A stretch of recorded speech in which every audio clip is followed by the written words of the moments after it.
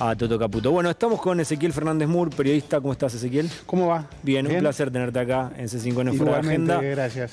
Argentina 78 es la serie documental de la que están hablando todos. De hecho, recién me contabas fuera del aire que te llegaron muchos mensajes con la proyección de la serie.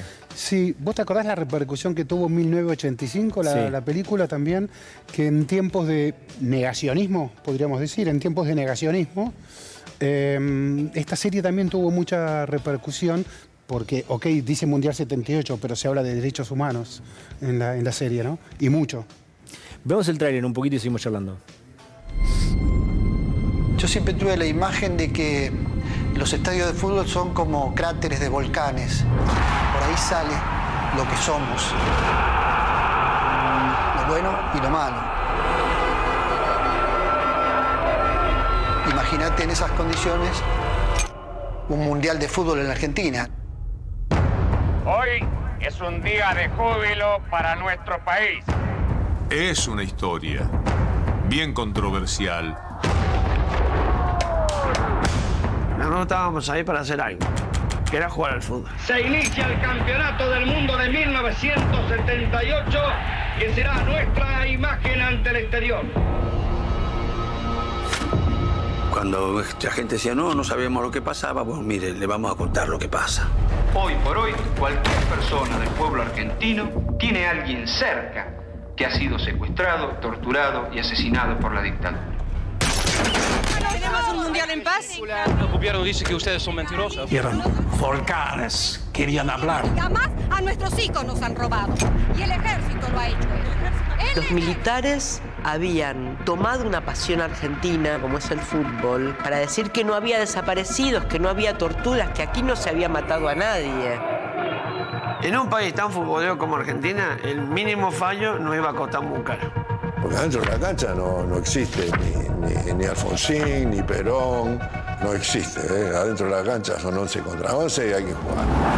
Argentina nunca quedó entre los 4 primeros en un mundial. Entregaba mi vida por ganar una pelota en la mitad de la cancha. Ellos dicen ahora o nunca en casa. As estranhas interpretações de arbitragem. Mucha gente dice que es el mundial arreglado. Seis de nosotros recibieron dinero. Empezando quizás por el arquero. Todo se sabe. Tarde o temprano se sabe.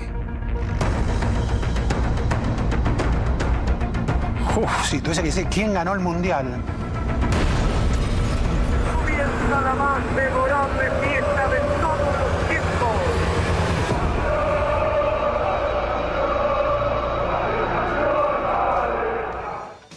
Argentina 78, la serie documental con el guión y dirección de Tomás Sposato y Lucas Bucci, y también es basada en el libro 78, Historia Oral del Mundial, de Bauzo, y Ezequiel, sos uno de los entrevistados. Sí. Increíble porque veo las imágenes y yo estuve en esa cancha, fue mi primer trabajo como periodista. Yo cubrí 9 mundiales y ese fue el primero. Es el primero. Tenía 19 años, ahí era cronista de la agencia Noticias Argentinas. Y quedó en suspenso la respuesta, ¿quién ganó el mundial? ¿Quién ganó el mundial? Yo creo que fue una victoria fugaz de la dictadura, fugaz.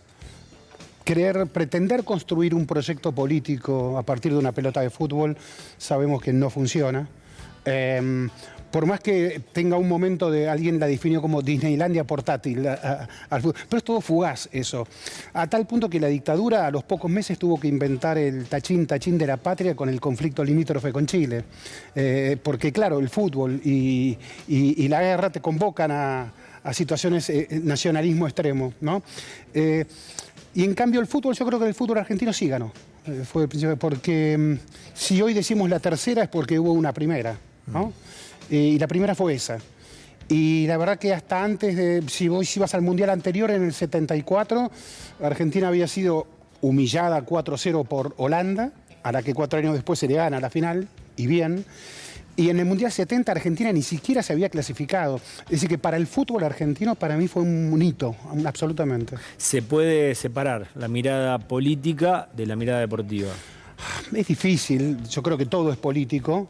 Pero creo que ahí mismo, justo en el tráiler, el flaco Menotti decía, cuando entran a una cancha, son 11 contra 11, no son peronistas, no son radicales, no son mileístas, no, son jugadores de fútbol, 11 contra 11. Y ahí sí yo creo, a tal punto que se puede decir, che, pero fue un mundial manipulado, usado por la dictadura, inclusive hasta sospechado de arreglos. Y en el minuto 90 y 12 segundos, es decir, ya no quedaba tiempo, Holanda estrella un tiro en el poste. Es decir, que podría haber ganado Holanda. Podría haber ganado. Entonces, ¿dónde decís todo esto que fue arreglado para que ganara Argentina? ¿Y sobre el partido más largo de la historia? ¿El 6-0? Argentina-Perú. Sí, Argentina-Perú. A ver, yo creo que Perú también tenía dictadura. Morales Bermúdez, el hijo de Morales Bermúdez era el presidente de la delegación peruana aquí en el Mundial. Entonces, yo lo que creo es que esa selección recibió presiones.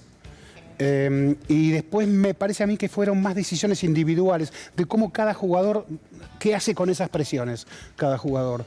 No creo en algo uniforme ahí. Y después era una selección ya eliminada, jugaba por nada, y yo había estado horas antes con esa selección, querían volverse a casa. Y era la sensación de que si entraba una, podían entrar varias más.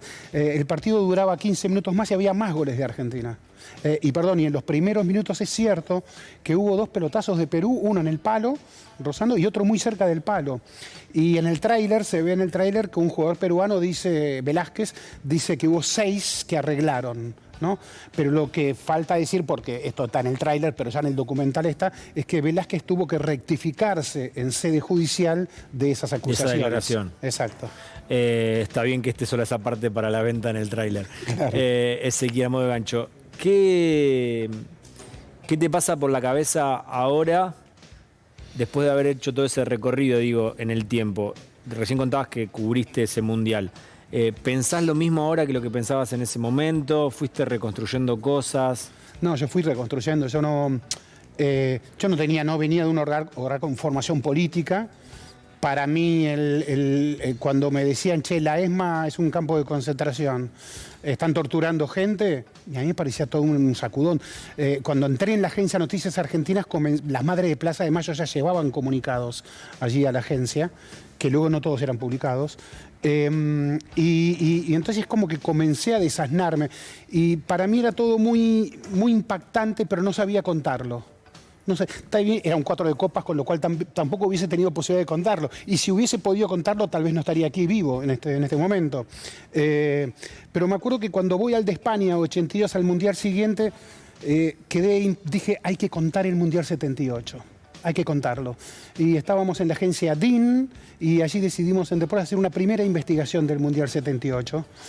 Y luego me empezaron a convocar para distintos lugares para empezar a narrar. Tal vez por eso el documental me pidieron hablar también, porque sí me quedó muy cercano. Y primero yo me miré de modo muy crítico a mí mismo. Che, ¿qué hacía yo? ¿Qué estaba distraído? Miraba hacia otro lugar.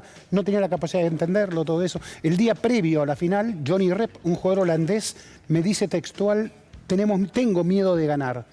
Y yo me acuerdo que llego a la redacción de Noticias Argentinas y escribo eso, pero lo escribo sin saber exactamente ni yo mismo entender. Y es como que me propuse a partir de allí, che, tenés que saber de lo que vas a informar. Si no, ¿qué tiene sentido? ¿Cuál es hay que dar forma? Informar es dar forma. Si no, ¿qué estoy haciendo yo acá? Y me propuse no distraerme más con el deporte cuando lo quisieran utilizar y manipular. Ezequiel, ¿cuáles son las principales conclusiones del trabajo que hiciste en ese momento para contar la historia del Mundial 78? No, yo creo como que hay una vieja frase que te dice algo así como que el deporte es demasiado negocio para ser solo deporte, pero que también es demasiado deporte para ser solo negocio. Y yo creo en eso. Y cuando veo ese pelotazo de Holanda en el palo en el minuto 90, digo, podría haberse dado vuelta a la historia. ¿Cómo contamos hoy el Mundial 78 si ganaba Holanda? Es una gran síntesis. Estás escribiendo un libro de Menotti. Estoy escribiendo un libro. ¿Estás escribiendo? Ok, estás escribiendo un libro. Sí. ¿Qué tenés para decir de los testimonios que aparecen y sobre todo también de la última aparición pública de Menotti? ¿Cuánto influenció en ese seleccionado? En el documental se ve que él quiere que todos estén en Argentina. para entrenar mejor, para tenerlos más cerca, hasta que finalmente viene Kempes. Sí, no eran los años actuales, o sea, la excepción eran los que jugaban afuera. En realidad, y del plantel, el único que está jugando afuera en ese momento es Kempes. Hoy por hoy juegan todos afuera, claro, ¿no? O prácticamente todos. La idea de que estén todos es que puedan entrenar y puedan entrenarse. No, fue un mundial único en términos de que esa selección... Menotti hizo un trabajo extraordinario en términos de... Menotti asume en el 74, después del Mundial 74 asume. Y él plantea algo inédito. Quiero un contrato de 4 años. Los técnicos estaban durando 1 año promedio. Y Menotti dice, yo quiero un contrato de 4 años, y lo logra el contrato de 4 años. Y dice, además quiero que los clubes firmen un compromiso de que van a ceder sus jugadores a la selección. Y lo logra también eso. Menotti formó 4 selecciones, la selección mayor, la juvenil, la del interior, una metropolitana, y había también una de Santa Fe, que era Santa Fe Rosario. Todo esto es simultáneo. Y de todas esas selecciones salieron los jugadores del 78. Hoy es un trabajo casi imposible de realizar. Es decir, que en ese trabajo, eso para mí es extraordinario, como que marcó un antes y un después el trabajo de Menotti en lo que significó para el fútbol argentino. Después a algunos les gustará el estilo de Menotti, a otros no. Inclusive hasta esa selección que gana el 78. Menotti hablaba mucho de la nuestra, pero esa selección la gana con una dinámica europea. Nosotros era como que no podíamos jugar contra los alemanes, holandeses, porque eran unos tanques. Europeiza la selección. Y le mete un ritmo europeo. Le mete una dinámica europea a la selección. Es una selección muy vertiginosa, que juega con mucho vértigo esa. El fútbol de Menotti, ese de toque, de posesión de pelota, está tal vez más representado con la selección siguiente, la de Japón 79, que también sale campeona mundial y también es manipulada por la dictadura. Corrió riesgo Menotti en un momento, en el documental dice, si no sacas los 9 puntos, te vas. Eso es en la serie, la selección juega en la Bombonera en el 77, una serie internacional contra Alemania, Inglaterra, Escocia, etc. Y la dictadura no era todo lo mismo. Había un sector que una cosa, otro sector que y la Marina no le gustaba a Menotti. La Marina no lo quería a Menotti, y no solo porque Menotti era supuestamente un técnico de izquierda, un técnico, lo sabían, todos sabían que había militado en el Partido Comunista, Menotti, sino que además querían tener su propio técnico. La Marina se adueñó, hubo una guerra a su vez entre el ejército y la Marina para ver quién se quedaba con el Mundial. La Marina de Masera, la Armada gana esa batalla.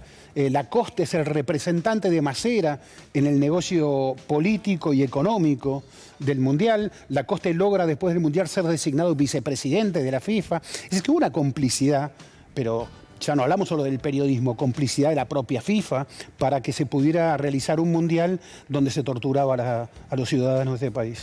Ezequiel, en un momento el documental muestra que Menotti se dirige a la AFA, creo que estaba en intervenida en ese momento, y quiere presentar la renuncia. Sí, Menotti la AFA, los militares se dan cuenta que no pueden intervenir la AFA porque la FIFA le dice, che, es el país sede del Mundial, no puede estar la federación intervenida. Entonces, ¿qué hacen?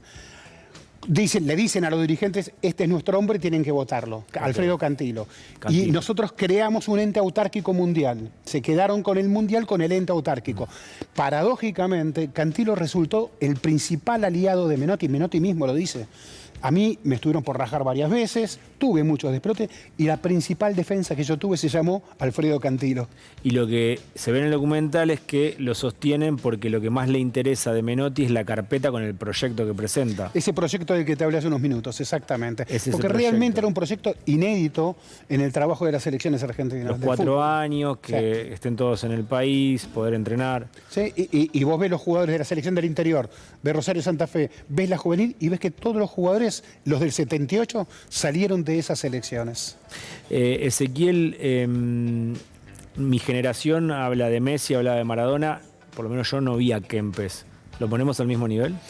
Kempes en el 78, alguno me lo definió como un Di Stéfano del 78. Di Stéfano fue una gloria del fútbol argentino. Toda la leyenda de Real Madrid se debe como nacimiento a Alfredo Di Stéfano, rey de la Champions, lo que hoy es la Champions, y era un jugador de toda la cancha. Alfredo Di Stéfano era un jugador de toda la cancha. Un hombre de ataque, pero que jugaba en toda la cancha. Bueno, Kempes en el 78, vos mirá el último gol de Argentina contra Holanda, en la final. Kempes hace la salida del arco. Sí. Sale desde el arco Kempes. Hay una falta holandesa en la mitad de la cancha, la ejecuta Kempes en corto. ¿Y quién está en el área? El gol es de Bertoni. Pero ¿quién está en el área encabezando esa jugada para el gol de Bertoni? Kempes también. ¿Qué importancia tuvo Pasarela en ese equipo?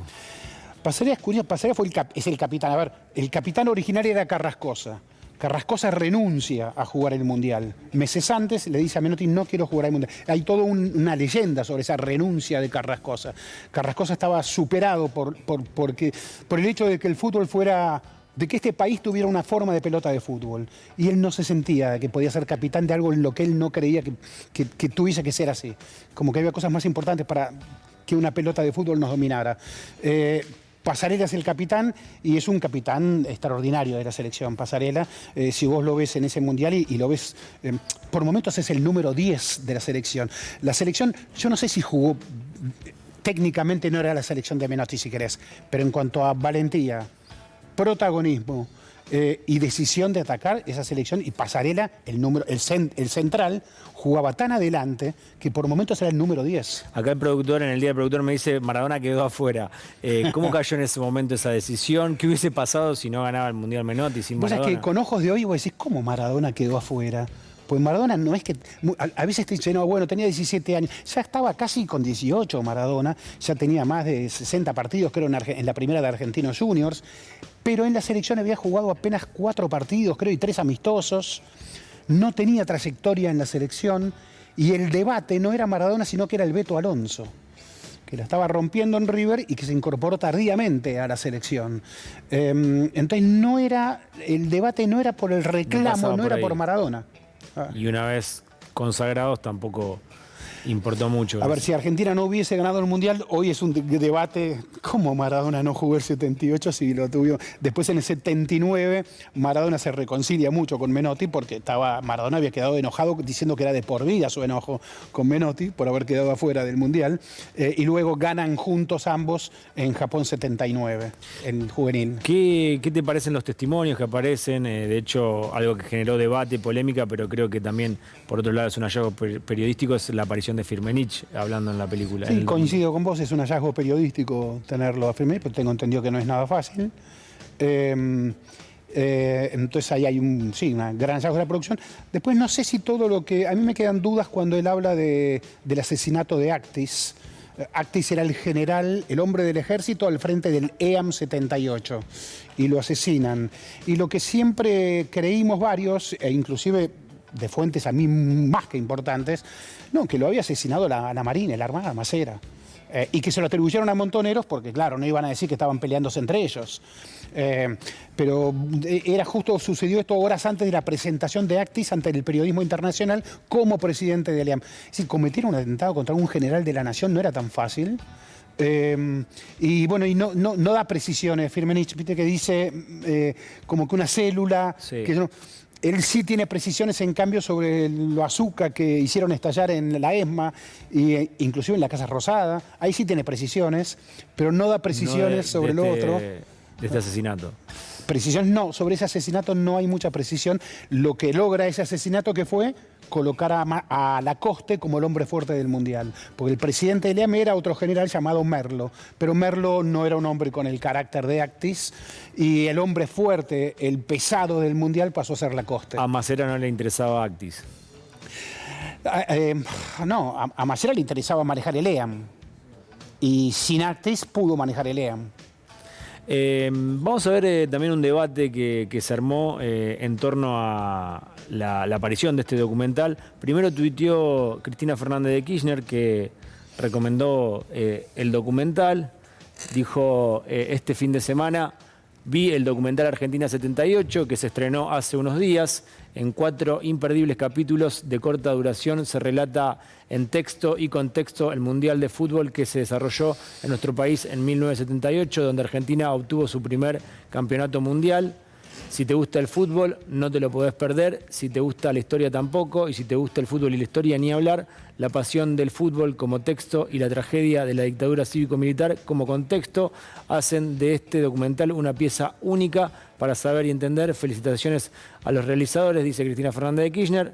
cuánto costó ganar, y ahí está la tapa de la serie documental, y vamos a ver una respuesta de la vicepresidenta y presidenta del Senado, Victoria Villarruel, que dice que para Firmenich el pasado es siempre el presente. Estamos hablando de terrorismo y este terrorista está libre y pontificado después de asesinar inocentes. Y para más caradurez, una expresidente que debiera estar presa se pone a recomendar esta serie de mierda, dice ella, de lo que pasó en los 70. Entiéndase por mierda la indignación total por ver delincuentes que debieran estar presos gozando de la libertad. Cristina, ¿por qué no te vas a ver esta serie de Cuarta pero presa a Ezeiza? En Ezeiza le contesta Villarruel. Bueno, generó el debate entre la expresidenta del Senado y la presidenta actual. ¿Qué mirada tenés de este cruce? Va a ser un cruce que responde a dos miradas. A ver, hay quienes queremos, y me sumo, saber lo que pasó en este país. Y aún dentro de esa querer saber, se acepta la mirada distinta, pero saber qué pasó en este país. Y hay un negacionismo. Y a veces cuando el negacionismo es como este, y es difícil el debate, porque vamos a negar lo que sucedió adentro de la ESMA. Entonces, cuando la serie no reivindica los asesinatos también cometidos por la guerrilla, no reivindica eso, para nada. La serie lo que hace es contar. Claro, no nos gusta la realidad, pero bueno, sí, entiendo que no nos guste la realidad. A eso sí se le llama negacionismo. Así que está bien, cada uno está en su posición. En ese sentido, cuando se le dice que reivindica la dictadura a Villarruel, dice que cuando estaba con Videla era porque lo iba a entrevistar. En este caso aparece como entrevistado el miembro de Montoneros. Sí. A ver, aparte de decir esta serie de mierda, te podrá no gustar que esté... Yo entiendo que no te guste que esté Firmenich. Hay mucha gente que debate eso, y es un debate interesante ese. ¿Qué voz le das? Y si le das voz... Yo en general creo que hay que darle siempre voz a todos los sectores. Después, ¿qué haces con eso, no? ¿Cómo está el periodismo? ¿Cómo actúas como periodista? Si sos pone micrófonos, si haces publicidad o si haces periodismo. Si sos vocero o si sos periodista. Yo creo que la serie hace periodismo. Y tal vez le hubiesen preguntado a Firmenich, y por ahí desde afuera me es fácil decirlo, tal vez hay que ver cómo se consiguió esa entrevista y qué implica conseguir esa entrevista, pero supongamos que el entrevistado no quiere decir algo. Bueno, por ahí está la serie que lo dice. Ezequiel, se está por cumplir un año de este gobierno, que vos denominabas negacionista. ¿Qué balance hacés, qué mirada tenés de lo que está sucediendo en el país? No, primero nos damos cuenta que sabemos poco a veces, porque yo nunca me imaginé eso cuando veía a Bolsonaro en Brasil, Trump en Estados Unidos, y decía, bueno, acá jamás podrá suceder algo así. Este es un país que trabajó mucho la memoria, que investigó, y bueno, y evidentemente sabemos poco, entonces me animo poco muchas veces a decir que lo que no veo no me gusta, obviamente, me remito nada más que a las últimas horas, a toda esta secuencia que vemos de jubilados. El cronista en Córdoba que entrevista a un jubilado y que se pone a llorar, el cronista también, porque no saben cómo llenar una planilla nueva porque le han sacado la medicación. Me parece de una crueldad infinita, y entonces con ese sola podríamos hablar 20.000 cosas. No soy analista político, pero obviamente me gusta mucho la política, pero en ese solo registro te podría decir que una cosa es la política y otra cosa es la crueldad, ¿no? Gracias, Ezequiel, por haber venido. Vean Argentina 78, está en Disney Plus.